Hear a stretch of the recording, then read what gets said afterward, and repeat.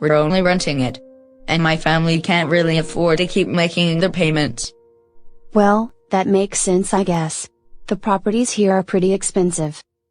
So how did your family manage to get a rental here? Well, it'll be easier to explain if I finish the rest of my story. Of course. I mean only if you're okay with it. I know how upset that part with Simon made you. It's okay. I trust you. Ever since I moved here, you've been my friend, and you supported me. If anyone deserves to know the full story, it's you. Well, thank you, Paul. That means a lot.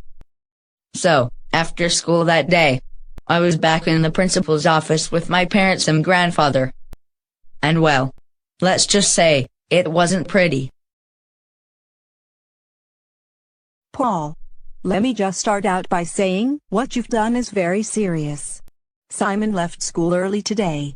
And you're very lucky that he and his parents aren't pressing charges. Simon was being a straight-up bastard. Paul? It's quite all right, Mrs. Sanchez. I'm interested in hearing your side of the story, Paul. Okay. Here's my side. Simon kept running his mouth, insulting me, getting practically the whole school to think I'm a bully. I'm sure that little punk planned the whole thing. And why do you think that? Because he's been working with Rufus. Isn't it obvious? Why would he of all other people want to talk to me? Why would Harrison try to provoke me earlier? I'll tell you why. It was to give Simon an excuse to have that conversation with me. I'm aware of the incident with Harrison earlier today.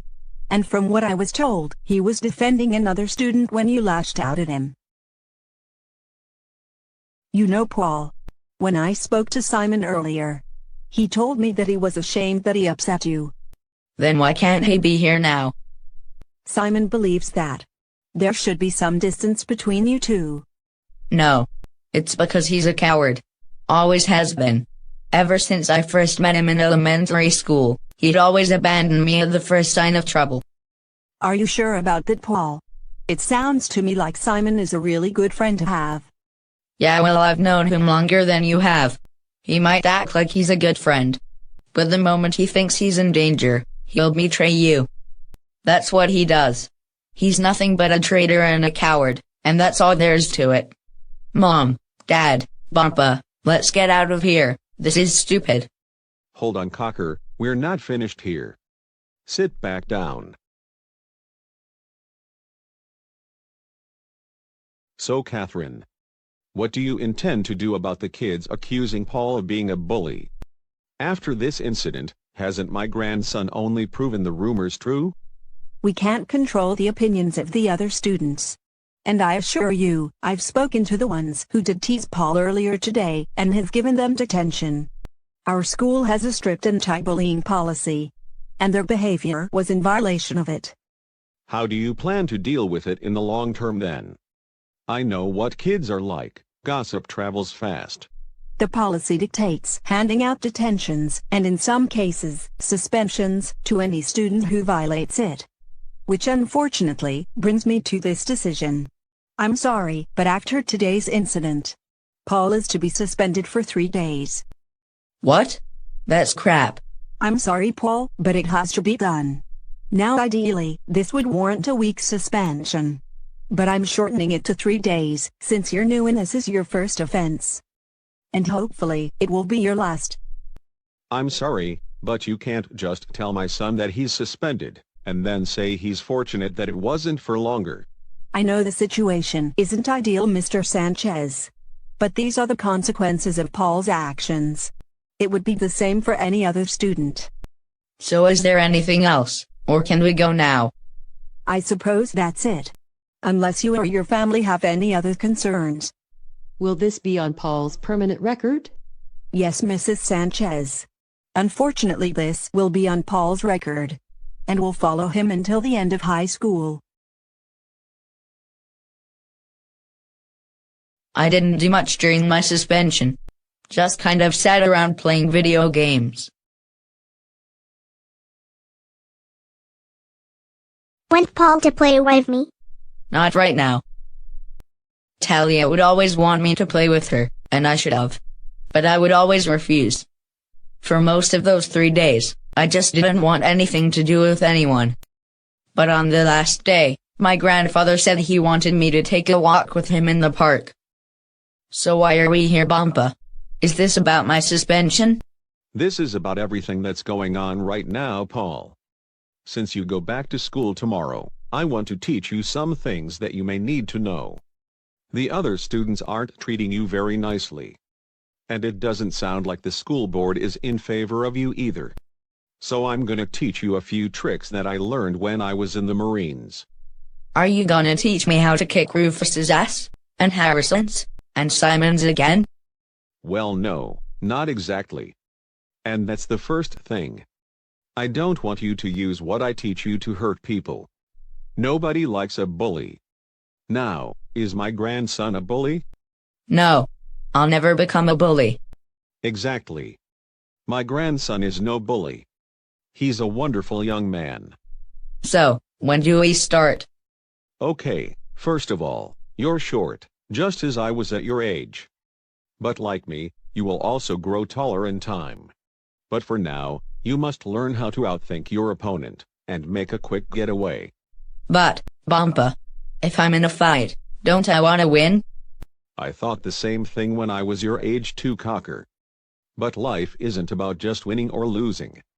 It's about surviving, and moving forward. It's about living to fight another day. What if I can't escape though? Then, you make an escape. Your total objective is to get away, no matter what. Here, I'll give you an example. All right, Cocker, think. Your opponent has you from behind. You can't punch or kick them from the front. What do? Remember, they're bigger and stronger than you. Both of your arms are being held so you can't use them. So you have two options.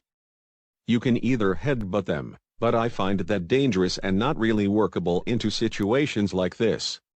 Your head is vulnerable, and the headbutt will be less effective.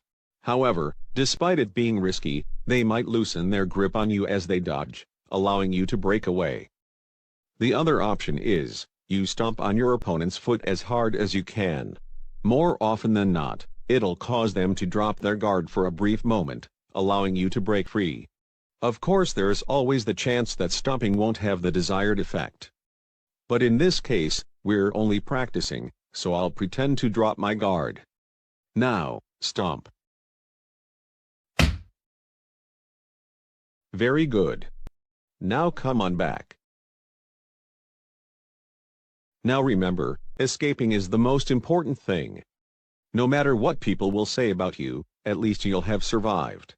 Now, I'm going to show you the best ways to punch and kick on the offensive. Ready? Yeah.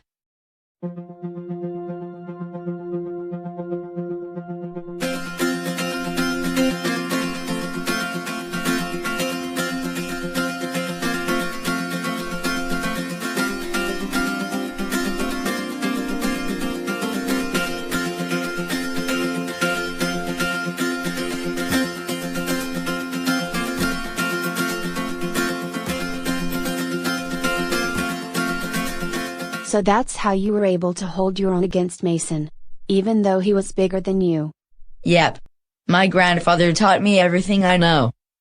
Anyway, we were there at the park till the sun started going down, and I learned all kinds of good techniques. We kept at it, until we were all tired out. Well, Cocker, that's it. You did very good today. Yeah, it was pretty intense, but thank you for doing this. Next time Rufus comes knocking, I'll be ready for him. Good. But just remember, don't ever let your anger get the best of you. Fight only if you have to. And don't ever let yourself become a bully. The techniques I taught you today should only be used to help yourself and others. I know. My anger won't get the best of me. And neither will Rufus. Excellent. Now what do you say I buy you a hot chocolate? After all that, I think we both could use one. That sounds good.